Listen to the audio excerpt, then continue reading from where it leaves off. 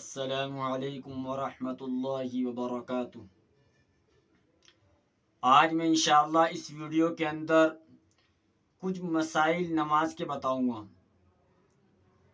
کیونکہ میں دیکھ رہا ہوں کہ بہت سارے حضرات ایسے ہیں کہ جو نماز کے اندر بڑی بڑی غلطیاں کرتے ہیں اور ان کو معلوم بھی نہیں ہوتا کہ ان کی نماز بھی نہیں ہوتی۔ سب سے پہلے میں مسئلہ بیان کرنے سے پہلے ایک بات بتانا چاہوں گا کہ جس وقت نماز کا وقت ہوتا ہے تو اس دوران بالکل مصلی کے پیچھے، یعنی کہ جہاں امام نماز پڑھاتا ہے اس کے بالکل پیچھے، یعنی کہ دوسری تیسری صف پہ لوگ نیت باندھ دیتے ہیں۔ یہ غلط طریقہ ہے، اس سے بچنا چاہیے۔ میں دیکھتا ہوں کہ نماز میں صرف 1 منٹ یا 1.5 منٹ باقی رہتا ہے اور حضرات آ کر نماز کی نیت باندھ دیتے ہیں۔ یہ طریقہ بالکل غلط ہے۔ اسی طریقے سے فجر کی نماز کا مسئلہ بیان کروں گا انشاءاللہ، جو سنتوں کا مسئلہ ہے انشاءاللہ اس ویڈیو کے اندر بیان کروں گا۔ دیکھیے، جس جگہ نماز ہوتی بھی ہو، فجر کی نماز اگر کھڑی ہو گئی ہو تو اس جگہ سنت پڑھنا مکروہ تحریمی ہے، کیونکہ جس وقت انسان نیت باندھ لیتا ہے سنتوں کی تو اس کا سارا دھیان امام کی طرف چلا جاتا ہے۔ پڑھ تو رہا وہ سنت ہے، لیکن سارا دھیان کہاں چلا جاتا ہے؟ اس کا امام پر چلا جاتا ہے کہ اگر میں نے ذری سی نماز کو لیٹ کر تو میری 1 رکعت نکل جائے گی، 2 رکعت نکل جائے گی۔ مطلب انسان کو ایک شیطانی وسوسہ رہتا ہے۔ وہ تو سب بہتر طریقہ تو یہ ہے کہ فجر کی جو سنت ہے اطمینان کے ساتھ گھر سے ادا کر کے، بہتر طریقہ تو یہی ہے۔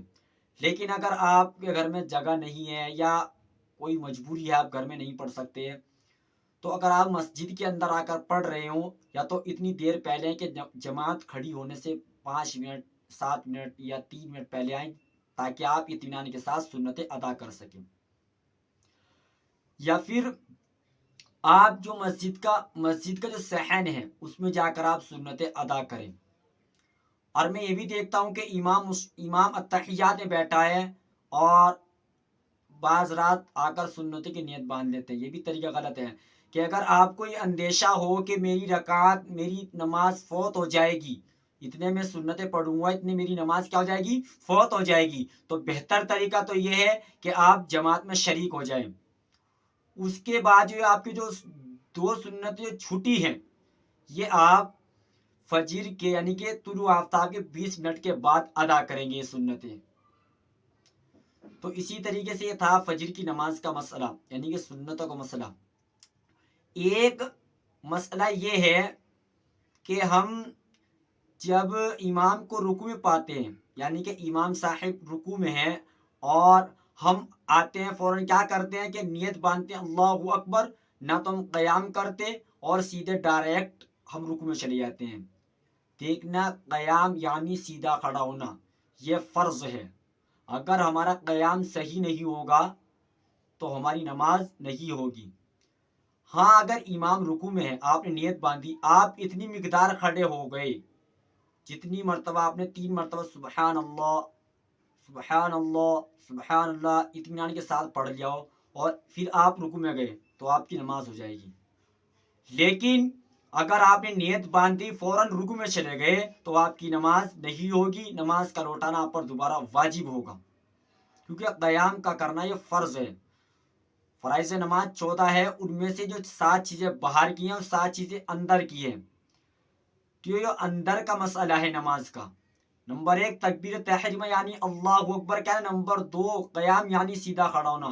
ایک رکن کی مقدار ہمیں سیدھا کھڑا ہونا پڑے گا، یہ فرض ہے ہم پر، تو اس کا خاص طور سے دھیان رکھیں۔ اگر رکعت نکلنے دو اس کو، آپ اطمینان کے ساتھ اگلی رکعت میں شامل ہو جائیں یا آخر رکعت التحیات میں شامل ہو جائیں، لیکن اطمینان سے نماز کو ادا کرنا ہے، سنت کے مطابق نماز کو پڑھنا ہے۔ اگر ہم سنت کے مطابق نماز پڑھیں گے تو ہمیں انشاءاللہ بہت زیادہ سکون ملے گا، بہت زیادہ سکون محسوس دے گا۔ تو اسی لیے خاص طور سے دھیان رکھا جائے۔ اللہ تبارک و تعالی مجھے بھی اور آپ کو بھی عمل صالحہ کی توفیق عطا فرمائے اور سنت کے مطابق نماز پڑھنے کی توفیق عطا فرمائے۔ السلام علیکم ورحمۃ اللہ وبرکاتہ۔